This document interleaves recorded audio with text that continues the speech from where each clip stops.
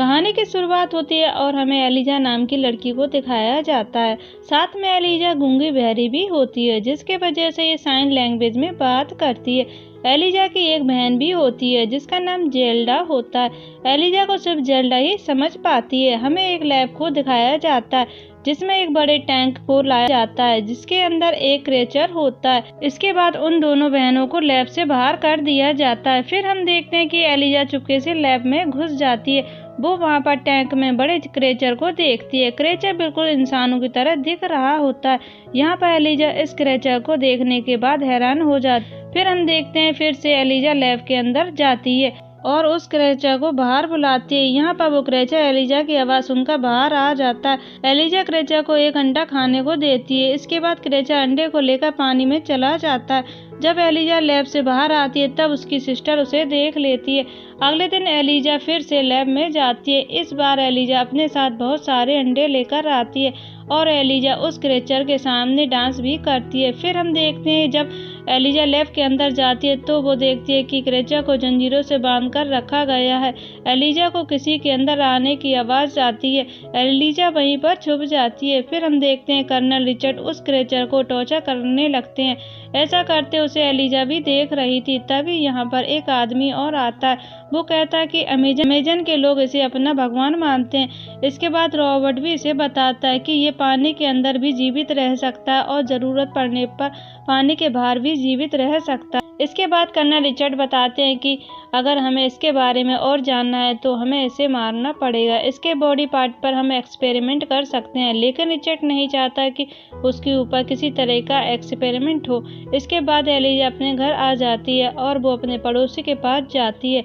Elijah उसको उस creature के बारे में बताती है। क्रेचर को बचाने के लिए उससे मदद मांगती है, लेकिन उसका पड़ोसी ऐसा करने से मना कर देता है। इसके बाद वो वहाँ से चला जाता है, लेकिन एलिजा का फ्रेंड वापस आता है। फिर वो एलिजा के साथ मिलकर मदद करने के लिए तैयार हो जाता है। ये दोनों प्लान बनाते हैं कि उस क्रेचर को कैसे बाहर निकालेंगे। इसके बाद एलिजा लैब के अंदर सीसीटीवी कैमरे को दूसरी तरफ घुमा देती है ताकि वो लोग किसी के नज़रों में ना आ सके। एलिजा क्रेचर निकालने लगती है, तभी डॉक्टर रॉबर्ट भी वहां आ जाते हैं। एलिजा रॉबर्ट को देखकर डर जाती है, लेकिन डॉक्टर एलिजा को जंजीरों की चाबी देता है क्योंकि वो भी नहीं चाहता था कि क्रेचर मारा जाए। फिर एलिजा उस क्रेचर को लेकर एक ट्रॉली में ले जाने लगती है, लेकिन रास्ते में उसे जेल्डा मिल जाती है और उसे एलिजा पर शक हो जाता है कि वो कुछ न कुछ गड़बड़ कर रही है और वो ट्रॉली को रोक देती है। इसके बाद एलिजा उसे समझाती है कि ये लोग उसे मार देंगे। ये सब जानने के बाद जेल्डा भी उसका साथ देने लगती है। इसके बाद हम देखते हैं एलिजा उस क्रेचर को अपने घर के टब में डाल देती है क्योंकि वो पानी में न होने की वजह से काफ़ी वीक हो गया था। वो ठीक से सांस भी नहीं ले पा रहा था।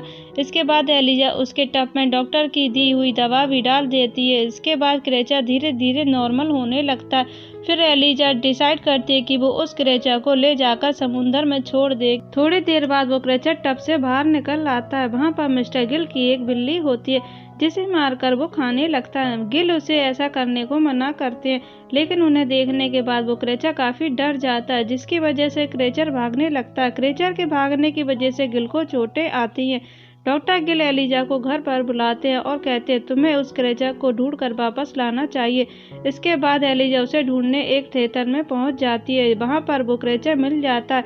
एलिजा उसे वापस घर पर लाती है। घर आने के बाद हम देखते हैं कि क्रेचर को काफ़ी अफसोस होता है। क्रेचर उस गलती के लिए माफ़ी भी मांगता है। उसके बाद हम देखते हैं कि एलिजा को उस क्रेचर के लिए फीलिंग बढ़ने लगती है। फिर एक दिन एलिजा उसके साथ इंटीमेट होती है। फिर हम देखते हैं रिचर्ड को पता चल जाता है कि रॉबर्ट ने उस क्रेचर को भगाने में मदद की है।